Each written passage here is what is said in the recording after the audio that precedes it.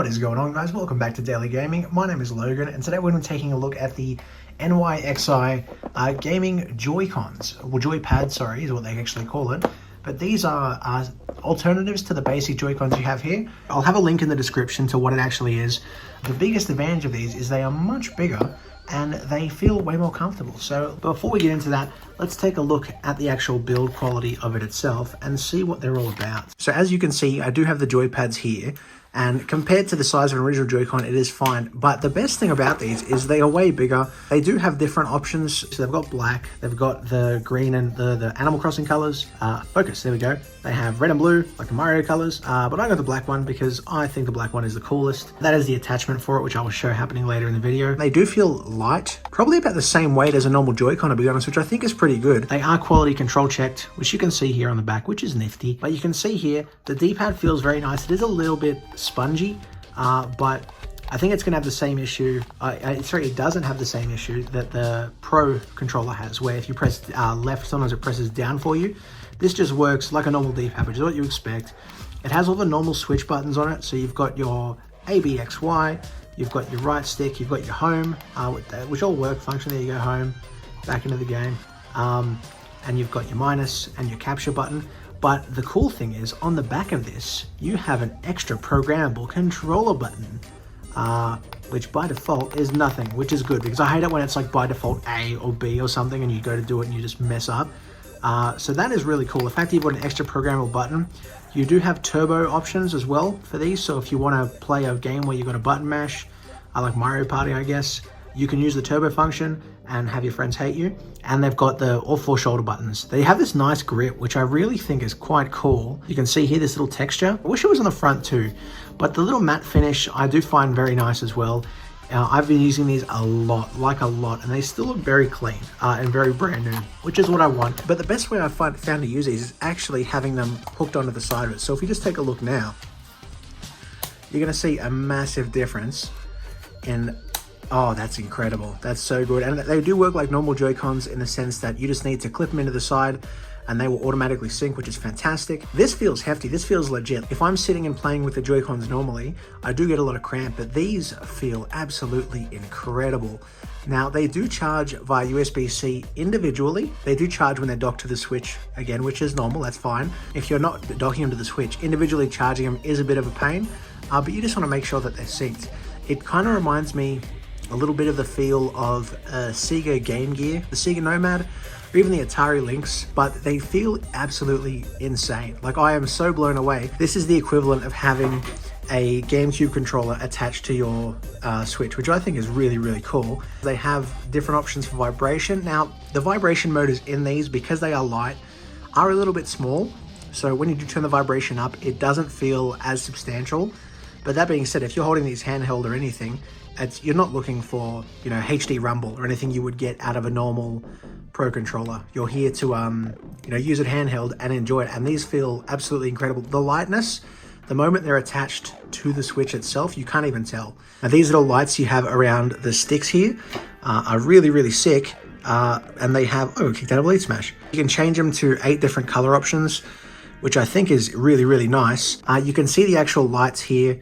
They do sort of dim around where the stick is. You'll see here, the light is up normally, but look, it's brighter when you pull it away, and you can actually see the little inside of the stick go around that. It's not a bad thing, that's how they're designed. And you know, obviously, if you've got a controller that lights up a little bit, you're not really interested in how, you know, how solid the light is all the time. Like, that is a small nitpick thing to do, but you know, that's why I take a look at these controllers, so I can see if I like them and if I want to use them. The only issue I ever had with this when I was using it was that every now and then I would get disconnection when I'm using it handheld. So I'm going to try right now and actually play a match handheld and see how I go. And if it doesn't drop off, happy days. These also do have gyro, which I think is incredible. All the third-party controllers for Switch should have gyro in them. And of course, you can use these 3 different ways. You can use them attached to the Switch like you have right now. You can have them individually, you pull them off and they work as well. And you can have them on a little stand, which I will show you as well in a little bit. So we can take a look and see what they offer. Personally, this is my favorite way to use it, and I wouldn't use it any other way. But this is a good test to actually see if it's going to drop off or not, because this is going to be pretty mashy Oh, let's go. Let's absolutely go, son. Oh, you're not ready for this, Donkey Kong. No one is. Oh, let's go. Oh, insane. You love a good SD. One of the things I really like about these controllers is the fact that it works.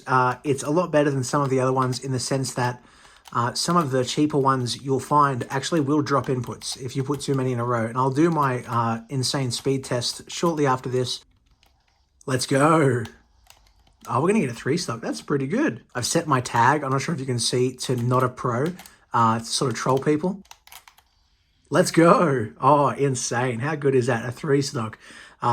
This feels absolutely super comfortable. I love it. I'm going to keep it in handheld for a bit longer and then show you the different ways you can use this controller, which is, and hey ho, what do you know? I'm also an Elite Smash. You got to love that. It also comes with a little Joy-Con grip thing, which is the same as, it's not exactly the same, sorry, as the other ones. The ones you would get with a Switch normally.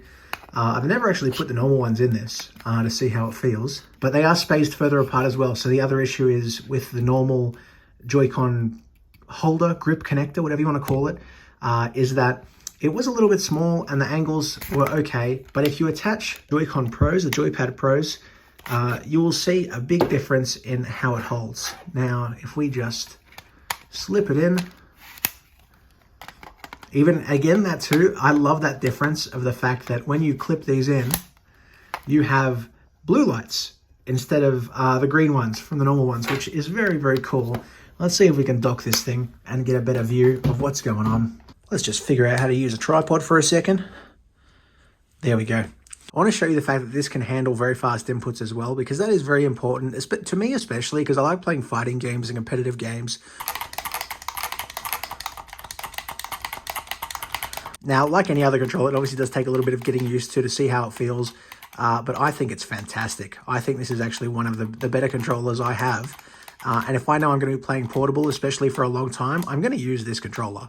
I'm not going to use the normal Joy-Cons because I just don't like how they feel, if I'm being honest, compared to this. The only thing I would like to see in a controller like this is one that's a little bit heavier. I would like one that feels a little bit more substantial maybe in the hands to hold. But that being said, it does kind of balance out when you do hook this up to the actual Switch in portable modes. So maybe it's an intentional design. Wonder if I can remove that glare somehow. Can I? That's right. Your boy got a standing desk. It's hitting the tripod. This is not good. This is not good. I did mention this does have gyroscopic controls. So let's go through and, oh, they've dropped out of sync. Maybe if I dock them into it, I can check the battery level and see, even after I adjusted my table and everything. Oh, mate. So now let's take a look and see, while holding it, the gyroscopic controls, which again, work really, really well. I find it very impressive that third-party controls can do this, and they work really well.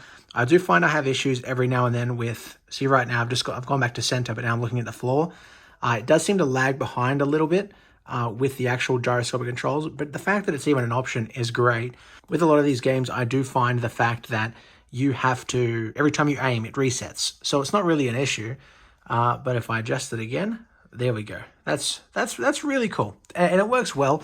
The only issue is that small amount of delay, but that is totally fine. Can I see the battery level of these controllers? Because I don't know why they have dropped off.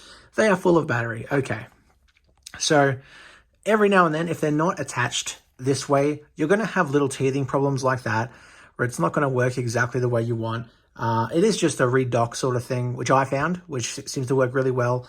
But apart from that, it really hasn't been an issue. And of course, you can use them independently as well. So you can just take them out and use them like normal controllers. Oh, that's why. So when you take them out, it does need to resync as a separate controller. So I apologize. That's probably my issue. I didn't resync them straight away, so it sort of freaked it out. That is an amazing feature too. They've got tiny little flat feet just here on the bottom.